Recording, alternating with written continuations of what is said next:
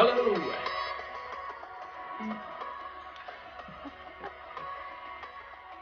Hi there. What great music from Wintergreen, the ex-pointers, East Pointers. My friends. Hello, wherever you be. I come from Australia. My name is Anthony. Today, lend an ear if you're able. I'm about to do the dramatical tragedy of Anne, the Green Gable. Okay, written by Lucy Van Doren. Lucy? Maud? Lucy Maud. Montgomery. Lovely. Who does know Lucy Van Doren? Right, and the chapter we're going to do is chapter 27, Vanity and Vexation of Spirit. Dramatic music, please. Locking one chord.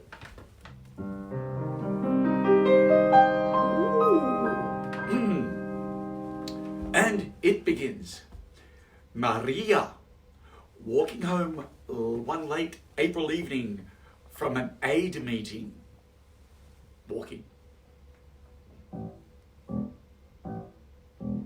Realized that the winter was over and gone with the thrill of delight that spring never fails to bring to the oldest and saddest, as well as the youngest and the merriest.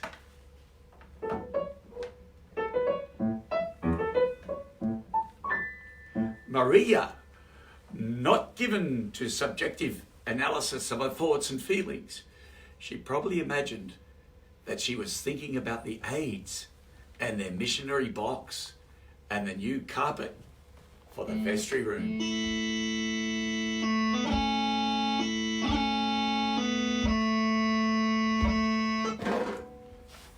But under these reflections was a harmonious consciousness of red fields smoking into pale purpley mists in the declining sun, of long sharp-pointed fir shadows falling over the meadow beyond the brook, of still crimson pointed maples around a mirror like wood pill of wakening in the world and a stir of hidden pulses.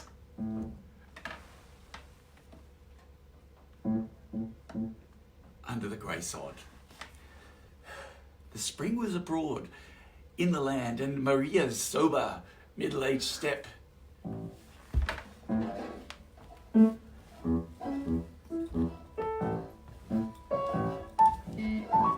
was lighter and swifter because of its deep primal gladness. We interrupt with a message from Anne the Green Gable. Anne. An ad from Anne. Is this an interrupted ad? Yes. Oh, how wonderful. Yes, today Anthony is reading chapter 27. And today, the reason why we're reading chapter 27 is to raise money. We know everyone's in a challenging time, but please look at the link below, and this link you can donate to anything that you like to support musicians and artists in need right now. We're going to ask a big favour of Anne. Yes. Anne, you are a Green Gable. Oh. Please return as the Green Gable. Okay. Now, back to chapter 27, Vanity and Vexation of Spirit. Her eyes dwelt affectionately on Green Gables.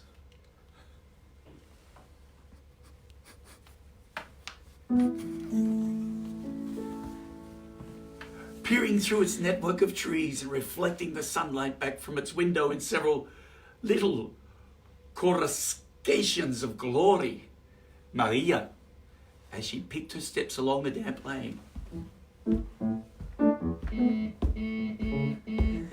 thought that it was really a satisfaction to know that she was going home to her bristly snapping, beautiful wood fire and a table nicely spread for tea, instead of to the cold comfort of old aid meeting evenings before Anne had come to Green Gables.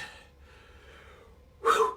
I'm going to ask our wonderful friend Lockie to take over reading for a little bit, and I'll continue with the music. This is Lockie, everyone. Thank you, Locke. Hello, everybody. Well, consequently, when Marilla entered her kitchen, I'll have to talk louder. When Marilla entered her kitchen and found the fire black out with no sign of Anne anywhere, she felt justly disappointed and irritated. She had told Anne to be sure and have tea ready at 5 o'clock, but now she must hurry off and take her second best dress and prepare the meal herself against Matthew's return from ploughing. "I'll settle Miss Anne when she comes home," says Marilla grimly, as she shaved up kindlings with a carving knife and with more vim than was strictly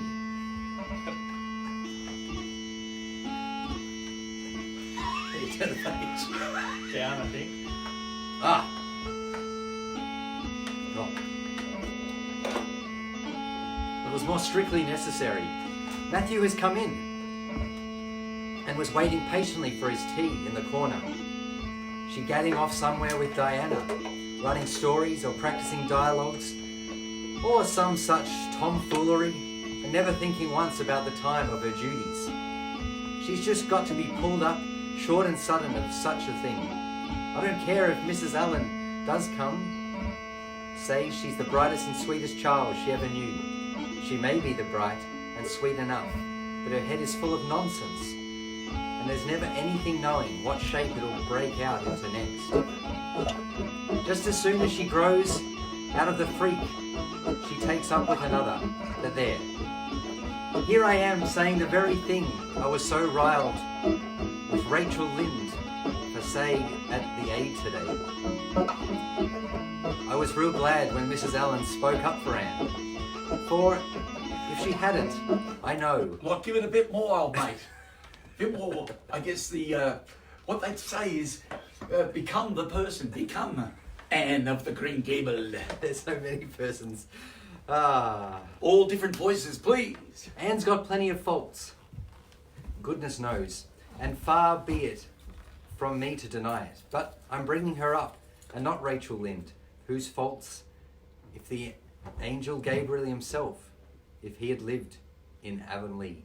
Just the same, Anne had no business to leave the house like this, when I told her she was to stay home this afternoon and look after things.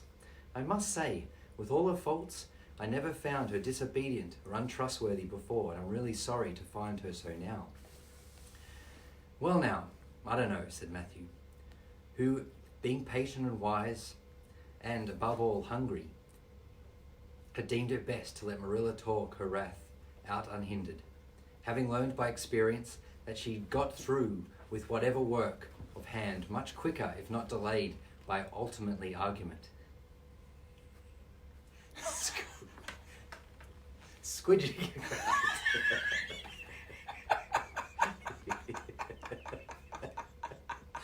Perhaps you're judging her too hasty, Marilla. Don't call her untrustworthy until you're sure she has disobeyed you. Maybe it can all be explained. Anne's a great hand at explaining. She's not here when I told her to stay, retorted Marilla. I reckon she'll find it hard to explain that to my satisfaction. Of course, I knew you'd take her to be fast. But I'm bringing her up, not you.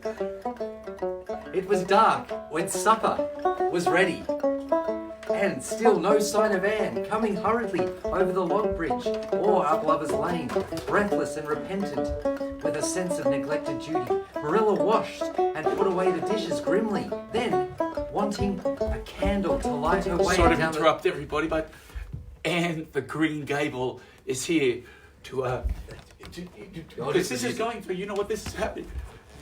Anne, please, make that speech again. Look, I've lost my spectacles. Over there, over there. Here's Anne, everybody. The Green Gable. Please tell everyone what's happening, Anne. Thank you so much for tuning in. wonderful Have we start. finished? No, not yet. Oh. I was just letting everybody Wait, know. what? Half time, chapter 27, Anne of Green Gables by Lucy Maud Montgomery, Anthony Lockie from the Wiggles, and I am Anne Green Gables. The Green Gables.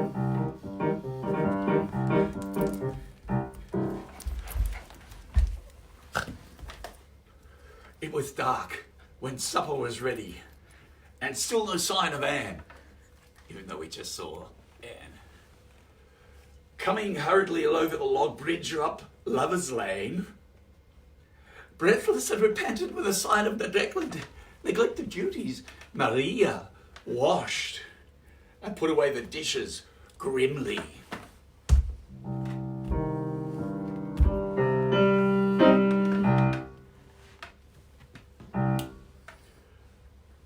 Then, wanting a candle to light her way down the cellar, she went up to the east gable for the one that generally stood on Anne's table. Lighting it, she turned around to see Anne herself lying on the bed, face downward among the pillow. "Murphy on us," said astonished Maria. "Have you been asleep, Anne?" "No," was the muffled reply. "Are you thick then?" demanded Maria anxiously, going over to the bed. Anne cowered deeper into her pillows, as if desirous of hiding herself forever from mortal eyes. "No! Oh, no, but please, Maria, go away and don't look at me. I'm in the depths of despair, and I don't care who gets head in class, or who writes the best composition, or sings in the Sunday school choir anymore. Little things like that are of no importance now, because I don't suppose I'll ever be able to go anywhere. My career is closed. Please, Maria, go away, and don't look at me."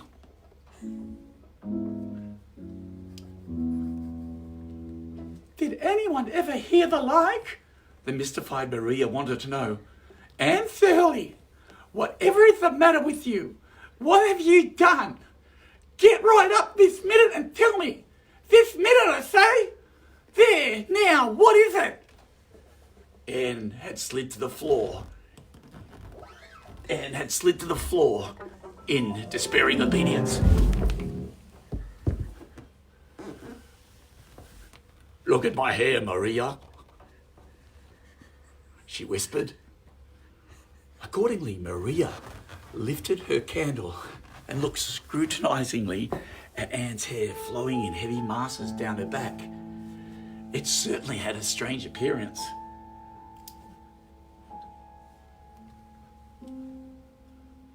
"Anne, Thurley, what have you done to your hair? Why, it's green!"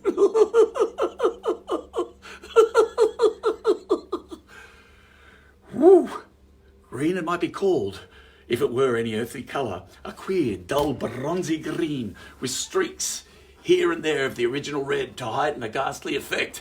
Never in all her life had Maria seen anything so grotesque as Anne's hair at that moment. I will now show you what Anne's hair looked like. Yes, Anne, come over here. This is what happened to Anne's hair. My little friend, here we go. This is Anne. That's what happened to her hair. Okay, back to it. This is an amazing book. Written by Lucy Maud Montgomery. Lucy Maud Montgomery, who was from Canada, Yes, PEI. from the Prince Edward Island. Whew. Okay. We've only got a couple more pages to go, my friends, but we'll keep going for a little bit. But right now I'm going to ask a friend of mine, Oliver Bryan, to come and read.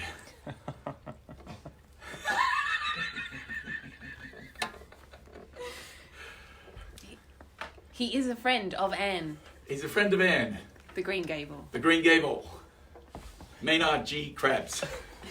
my friend, we're about there. Do your best, old friend.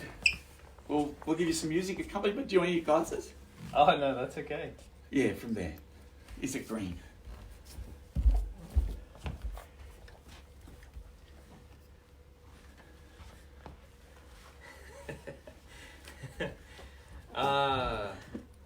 Yes, it's green, moaned Anne. I thought nothing could be as bad as red hair, but now I know it's 10 times worse to have green hair.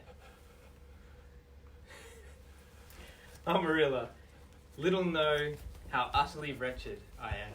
Thank you. This is a East Pointers official merchandise hat, which I love dearly. I little know how you got into this fix, but I mean to find out, said Marilla. Come right down to the kitchen. It's too cold up here. And tell me just what you've done. I've been expecting something queer for some time. You haven't got into any scrape for over 2 months, and I was sure another one was due. Now, then what did you do to your hair? I dyed it. Dyed it? Dyed your hair? Anne Shirley, didn't you know it was a wicked thing to do? Yes, I knew it was a little wicked, admitted Anne, but I thought it was worthwhile to be a little wicked to get rid of the red hair. I counted the cost, Marilla. Besides, I meant to be extra good in other ways to make up for it. Well, said Marilla sarcastically, if I'd decided it was worthwhile to dye my hair, I'd have dyed it in a decent colour at least. It would have been, I wouldn't have dyed it green. But I didn't mean to dye it green, Marilla, protested Anne dejectedly. If I was wicked, I meant to be wicked to some purpose. He said it would turn my hair a beautiful raven black. He positively assured me that it would. How could I doubt his word, Marilla? I know what it feels like to have your word doubted. And Mrs. Allen says we should never suspect anyone of not telling us the truth unless we have proof that they're not. I have proof now. Green hair is proof enough for anybody. But I hadn't then, and I believed every word he said implicitly.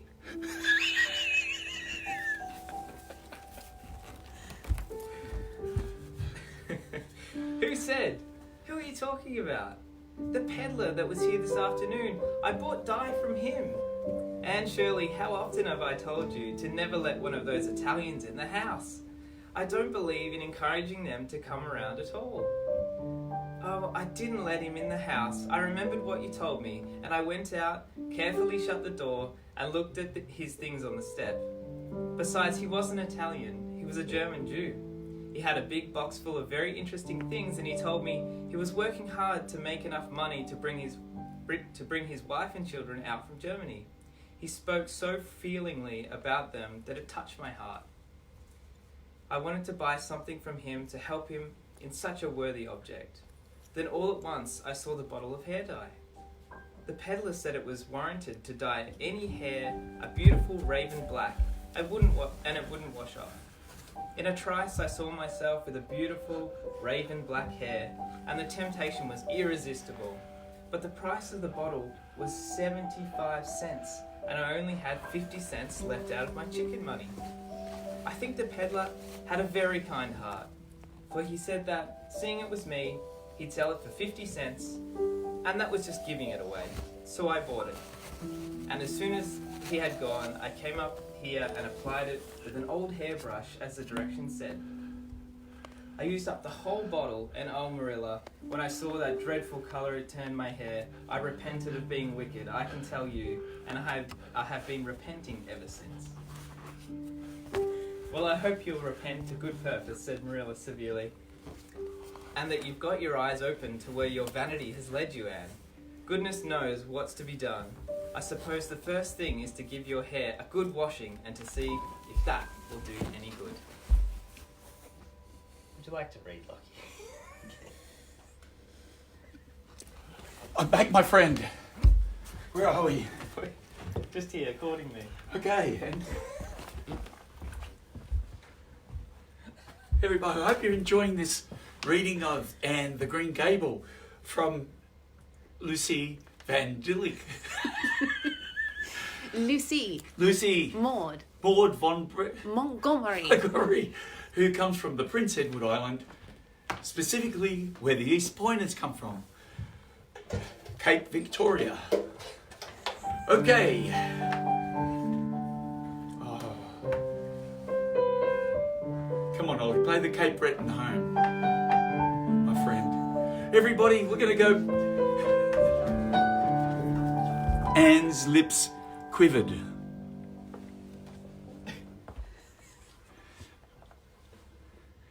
But she realised the bitter truth of Maria's remarks. With a dismal sigh, she went for the scissors. Please cut it off at once, Maria, and have it over. Oh, I feel that my heart is broken.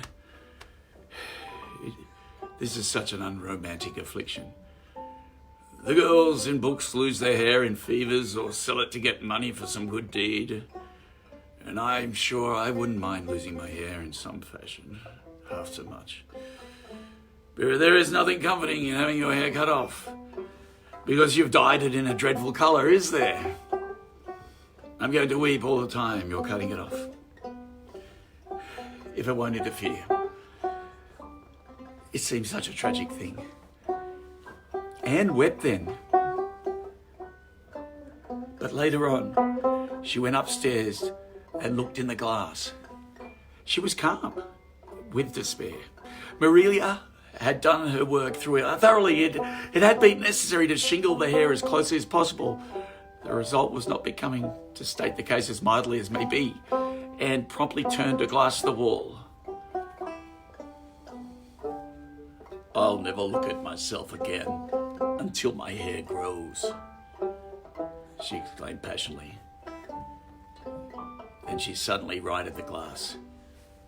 Yes, I will too. I'd do penance for being wicked that way. I'll look at myself every time I come into the room and see how ugly I am, and I won't try to imagine it away either. I never thought I was in vain about my hair, all the things, but now I know I was, in spite of it being red. Because it was so long and thick and curly. That reminds me of someone.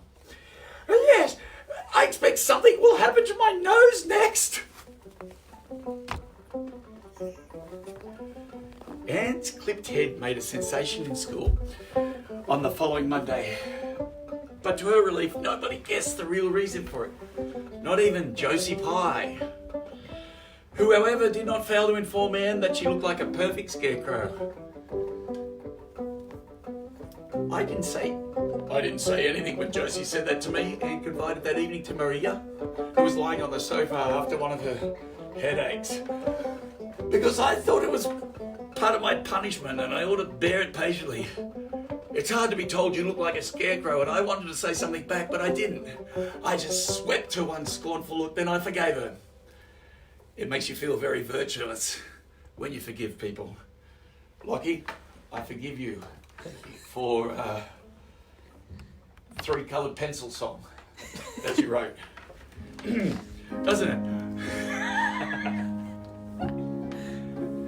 And Ollie, I forgive you for the Surfer Bop song. And you got to forgive me for Dungly Wobble. Dungly Wobble. Thank you, my friend. Okay. Everybody just turn to whoever you're near and forgive them for whatever song they wrote. That might have been the best one. Okay. Jake, I forgive you for Wintergreen. No, I like it. I'm just kidding, just to include you guys. Okay. I mean to devote all my energies to being good after this, and I shall never try to be beautiful again. Of course, we're coming to the end of the chapter. You're probably all going, yes, fantastic. Okay. Of course, it's better to be good. I know it is. But it's sometimes hard to believe a thing, even when you know it. I do really want to be good, Maria. Like you and Mrs. Allen and Miss Stacy. And grow up to be a credit to you. Diana says when my hair grows to grow grow to tie a black velvet ribbon around my head with a bow at one side. She says she thinks it'll be very becoming. I will call it a snood. A snood. Does that sound so romantic? But am I talking too much, Maria? Does it hurt your head? My head is better now. It was terrible bad this afternoon though. These headaches of mine are getting worse and worse. I'll have to see a doctor about them. As for your chatter, I don't know where to mind it. I've got so used to it. Which was Maria's way of saying she liked to hear it. And that, my friends, is the end of the chapter. I'd like to bring our supporting cast on the piano and ultimate reading. Lockie, please take a bow. Playing the part of the reader and Maynard G. Krabs, we have Mr. Oliver Brian on the banjo, and playing the two roles of Anne, the Green Gable, we have Emma, Lady Watkins, her dog Darlie, and of course, the Emma Standard. And my name's Anthony, I hope you have fun. People in Canada, we love you, we really do. It's 28 degrees today, 29 degrees in Australia as we hit winter.